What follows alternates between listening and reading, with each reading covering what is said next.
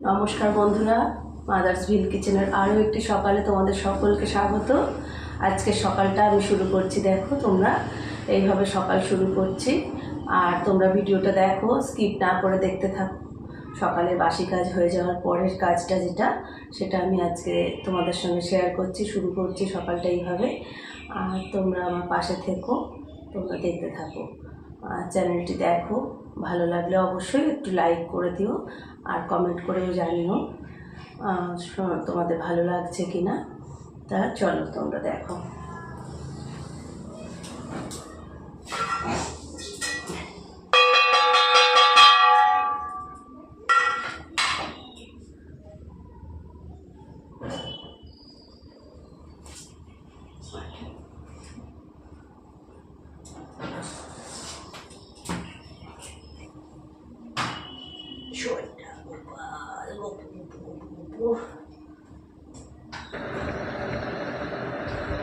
গোপাল উঠালাম গোপালকে। আমার গোপু সোনা আজকে বাঁশি হারিয়ে ফেলেছে। বাঁশিটা কখন থেকে আমি খুঁজছি, কিন্তু কিছুতেই খুঁজে পেলাম না। গোপু সিংহাসন তন্ন তন্ন করে খুঁজলাম, গোপুর জামা ঝাড়া দিলাম, কিন্তু পাচ্ছি না। মাকে জিজ্ঞেস করলাম যে মা, গোপালের বাঁশি কোথায়? মা বলল দেখো ওখানেই তো থাকবে। তা যাই হোক, গপুকে জিজ্ঞেস করলাম, গপু তুমি বাঁশি কোথায় হারিয়েছো? অমনি গপু কোথায় ফেলে এসছো বাঁশি? অমনি বাঁশি দেখিয়ে দিয়েছে। আরে বাবা, হ্যাঁ হ্যাঁ,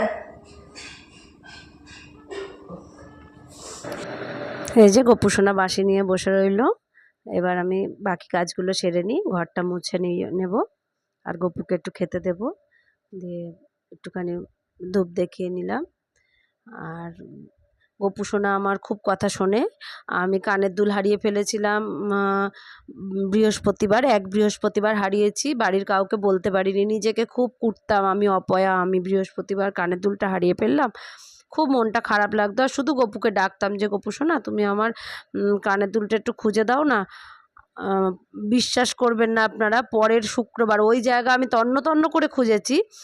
এক সপ্তাহ পরে সেই বাথরুমের সেই জায়গা থেকে আমি কানের দুলটা পেয়েছি। তাই আমি গোপালকে, আমি গপু সোনাকে একটা রূপোর বাঁশি এনে দিয়েছি এই জন্মাষ্টমীর দিন। চলুন এবার বাইরেটা দেখি। এই যে টিনটিনবাবু বসে রয়েছেন, আর মা শাক তুলছেন। আর এই শাক ভাজা হবে, আজকের রেসিপিতে থাকবে। আর আমাদের বাঙাল বাড়ির শাক ভাজা একটু অন্যরকম খেতে হয়, সবাই বলে খুব ভালো হয়। আমার বাপের বাড়ি থেকে সবাই এসে বলে, শাককে ভালো বলতে নেই তবুও বলে যে তো শাক ভাজা খুব সুন্দর হয়। শাকটা দেখো তোমরা কী নামে এটাকে পরিচিত তোমাদের কাছে জানি না, এখানে সেচি শাক বলে। আমার ঠাকুমা মনে হয় বর্মা শাক না কীরকম একটা নাম বলতো, তবে এটা কিনা আমি সঠিক জানি না। এই সেচি শাক একটু আলু দিয়ে ভাজলে খুব ভালো স্বাদ হয়, খেতে খুব ভালো লাগে। তা আজকে এই শাক ভাজার রেসিপিটা তোমাদেরকে দেখাবো, তোমরা বানিয়ে দেখো। যারা বানাও তারা তো জানোই, আর যারা বানাও না, আর শাক কাটার ওপরেও নির্ভর করে রান্নাটা। এই যে মা রান্না কাটছেন, মা এদিকে কাটতে থাকুন, আমি একটু দেখি বরমশাই কি মাছ নিয়ে এলেন। আজকে ছুটির দিনেও মাছ কিনতে গিয়েছিল। আজকে ওয়েদারটা একটু ভালো পেয়ে গেছে, দুদিন যা বৃষ্টি ছিল একদম বেরোতে পারেনি। এই যে মাছ নিয়ে এসছে, পমফ্রেট মাছ আর চিংড়ি মাছ। উনি গিয়েছিলেন ইলিশ খুঁজতে, বৃষ্টি হয়েছে বলে। আর এই যে দেখুন আপনারা, পমফ্রেট মাছ আর চিংড়ি মাছ নিয়ে এসছে। এটা আজকে রান্না করব পমফ্রেটটা, আর চিংড়িটা থাকবে আর একদিন দেখাবো। পমফ্রেট মাছটা আজকে রান্না বলতে ফ্রাই বানাবো। আর এই যে সেই প্রজেক্টটা নিয়েছিল হাতে, সেটার এই যে কমপ্লিট হয়েছে। টিভিটা ওয়ালে লাগিয়ে দিয়েছে, এই যে সেট করা হয়ে গেছে। এটা ছাড়াও আর এক ছুটির দিন যেহেতু আরও একটি প্রজেক্ট নাকি হাতে নিয়েছে, দেখে আসি। এই যে এসছি গ্যারেজ ঘরে দেখতে, সারপ্রাইজ দেবে। এটা কি বানাবে আমাকে বলেনি, তা দেখা যাক কি সারপ্রাইজ দেয়। দেখছি তো মাপঝোঁক করে খুব মনোযোগ দিয়ে বানাচ্ছে, তো দেখা যাক কি হয়। আর এটা দিয়ে একটু আমাদের কাজের দিদি যেখানটা বাসন মাজে সেখানটা শেড করার জন্য উনি নিজেই শেড করেছেন, দেখাবো একদিন। ওই শেডটা করার জন্য এগুলো কিনে এনেছিল, এক্সট্রা যেগুলো আছে সেগুলোকে এবার কাজে লাগাচ্ছে। তা কি বানাবে এখনও বুঝতে পারছি না, কি এটা দিয়ে কি হতে পারে। আমার আইডিয়া নেই এসব ব্যাপারে। আমার সামনে বলে যায়, কিন্তু আমার আইডিয়া নেই বলে একটু অসন্তুষ্ট হয়। আমি ঠিক মানে অতটা গুরুত্ব দিয়ে শুনি না। যাই হোক, এবার রান্নায় চলে গেলাম। বন্ধুরা দেখুন। আর সেচি শাক যেহেতু একটু আলু দিয়ে ভাজবো বললাম, তাই আলুগুলো প্রথমে একটু ভেজে নেব। আর মা বললেন আলু ভেজে তুলতে হবে না, তবু আমি ভেজে তুলে রেখেই তারপরে আরেকটা কড়াইতে দিয়ে করব বলে আমি প্রথমে আলুটা ভাজতে দিয়ে দিলাম। কোনো রকম ফোড়ন না দিয়ে শুধুমাত্র জাস্ট আলুটা একটু লাল করে সুন্দর করে ভেজে নেব। এই শাক ভাজাটা সত্যিই অসাধারণ খেতে হয়, একবার হলেও আপনারা বানিয়ে দেখবেন। আর যারা খাও তোমরা তারা তো অবশ্যই জানো, যারা বানান আপনারা অবশ্যই জানেন।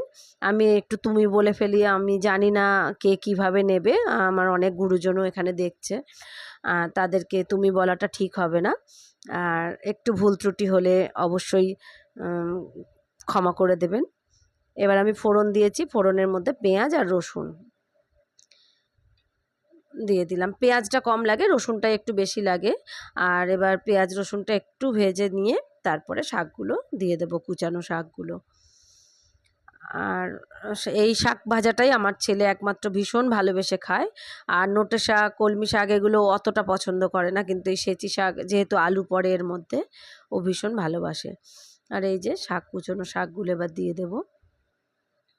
আমার রান্না খুব কম তেলে হয়, তাই অনেক সময় কড়াইয়ের মধ্যে লেগে যায়, মাছ আটকিয়ে যায় বুঝতে পারি, কিন্তু ভাবি দেখতে খারাপ লাগলেও আমি একটু কম তেলেই রান্না করি। আর এই যে শাক কুচানোর ওপরে শাক নির্ভর করে রান্না, বললাম কুচানোটা দেখুন কত সুন্দর হয়েছে। আর মা খুবই সুন্দর কুচায়, এখন একটু কবজিতে ব্যথা বলে তাও মানে এটা ওনার কাছে এটা খারাপ কুচানো, এর থেকেও ভালো। আমি যখন এই বাড়িতে প্রথম এসেছি শাক কুচানো দেখে আমি নিজেই আশ্চর্য হয়ে যেতাম। মায়ের কাজ খুব সুন্দর হয়। আর এই যে শাকেরটা কমে যাবে, তাই লবণটা পরিমাণটা একটু কমই দিয়ে দিলাম। তুলেছিলাম অনেকটা, কিন্তু কম দিলাম। দেখুন বন্ধুরা, ভালো লাগবে আশা করি এই রেসিপিটি। আর এইভাবে শাক আমরা ভেজে নিই। শাক ভাজা দিয়ে সত্যি কথা বলতে অর্ধেক ভাত খাওয়া হয়ে যাবে, মানে এতটাই সুন্দর লাগে শাক ভাজা খেতে। আর আমার চ্যানেল দেখছো তোমরা, যদি ভালো লেগে থাকে অবশ্যই লাইক কমেন্ট শেয়ার করো। আর এই যে শাক ভাজার মধ্যে তেজপাতাটা সেঁকে দিলাম, আগে বলে নিই। তেজপাতাটা শাক ভাজাতে আর ডালেতে আমরা সব সময় ছেঁকে দিই, আর এমনি কোনো তরকারিতে ফোড়নে দিই, কিন্তু এই ক্ষেত্রে ফ্লেভারটা খুব সুন্দর আসে, একটা দারুণ একটা স্মেল হয়। শাকটা খুব কচি ছিল, তাই খুব সামান্য জল দিয়েছি। এবার পমফ্রেট মাছটা, শাকটা হতে হতে পমফ্রেট মাছের ফ্রাইটা করব, সেটার জন্য আমি রেডি করি। আমি একটু ভিনিগার আর লবণ দিয়ে একটু মেখে রাখবো মাছটা। দেখুন আমি বাজার থেকে এনেছিল এরকম আশিয়ে আনেনি, আমি আশিয়ে নিয়েছি, একটুখানি চেরা ভাব দিয়ে নিয়েছি যাতে মশলাটা সুন্দর ওর মধ্যে মিশে যায়। কিছুক্ষণ রেখে দেব, তারপরে এদিকে শাক ভাজাটা হচ্ছে। শাকটা অনেকটাই কমে গেছে দেখুন আপনারা। আর শাকের মধ্যে একটুখানি গাছের পাকা লঙ্কা কুচিয়ে দিয়ে দিলাম, ঝালটাও হবে, দেখতেও সুন্দর হবে।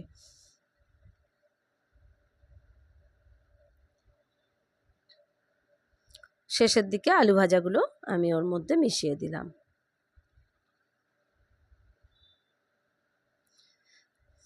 এবার একেবারে শুকনো শুকনো করে ঝুড়ো করতে হবে, তবেই শাকটা খেতে ভালো লাগবে। আর খুবই সুন্দর খেতে লাগে শাক। সামান্য একটু মিষ্টি দিয়েছি আমি, অল্প, খুবই কম মিষ্টি দিয়ে এবার শাকটা তুলে নিলাম আমি। আর মাছ ভাজাটা এবার রেডি করছি আমি।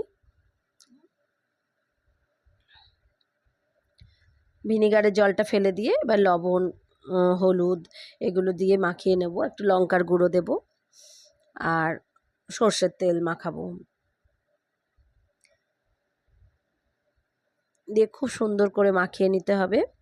বেশ ভালো করে মাখিয়ে নিয়ে কিছুক্ষণ রেখে দিতে হবে, তারপরে এটা ভেজে তুলব। পমফ্রেট মাছের ঝালও খুব ভালো লাগে, তা আজকে ঝাল লাগবে না, যেহেতু কাতলা মাছের আমি একটা আলু দিয়ে কালিয়ার আইটেম করেছি, তাই পমফ্রেট মাছের ঝাল আর প্রয়োজন নেই। আর মাছটা যেহেতু নিয়ে এসছে টাটকা মাছটা, ওর জন্য খাওয়ার জন্য আজকে আমি এক পিস করে ভেজে নিলাম।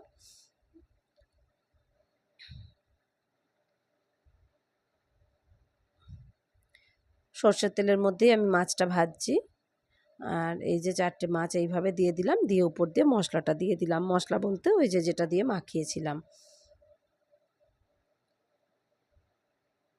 এবার মিডিয়াম ফ্লেমে সুন্দর করে ভাজলেই রেডি হয়ে যাবে পমফ্রেট মাছের ফ্রাই।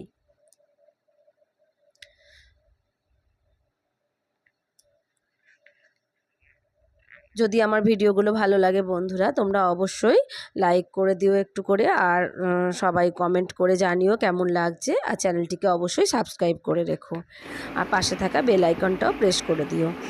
এই যে দেখো বন্ধুরা, আজকের দুপুরের লাঞ্চটা রেডি হয়েছে। এই যে তোমাদেরকে একটু দেখো বন্ধুরা, আজকের ভিডিওটি কেমন লাগলো অবশ্যই জানিও, আর ভালো লাগলে লাইক করো, একটু কমেন্ট করে অবশ্যই জানিও ভিডিও কেমন লাগলো তোমাদের। আর তোমরা আমার পাশে থেকো, আমাকে সাপোর্ট করো, আর এইভাবে ভিডিও বানাতে আমাকে উৎসাহিত করো। আর দেখো বন্ধুরা, তোমরা দেখতে থাকো।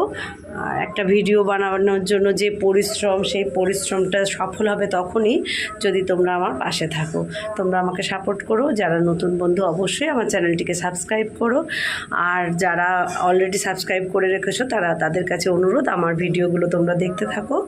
আর যারা নতুন বন্ধু তারাও সাবস্ক্রাইব করে পাশে থাকা বেল আইকনটাও প্রেস করে দিও, তাহলে তোমরা নোটিফিকেশানগুলো সবার প্রথম পেয়ে যাবে। তা বন্ধুরা, আজকে এই পর্যন্তই থাক, আবার দেখা হবে পরবর্তী কোনো ভিডিওতে, পরবর্তী একটি রেসিপি নিয়ে আমি হাজির হয়ে যাব তোমাদের সামনে। ভালো থেকো বন্ধুরা, নমস্কার।